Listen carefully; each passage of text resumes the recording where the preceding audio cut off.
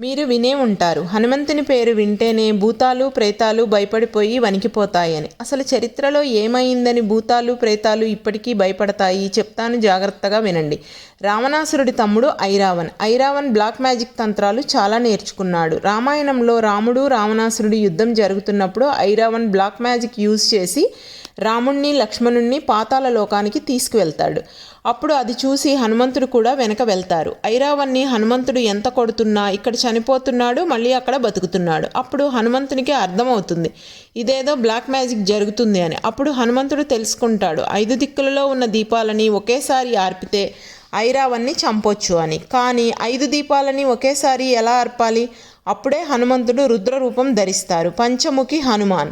ఆ రూపంతో 5 దిక్కులలో ఉన్న 5 దీపాలని ఒకేసారి ఆర్పి ఐరావణ్ణి చంపేస్తారు. ఆ రూపాన్ని చూసి 3 లోకాలే భయపడిపోతాయి. ఇక భూతాలు ప్రేతాలు ఎంత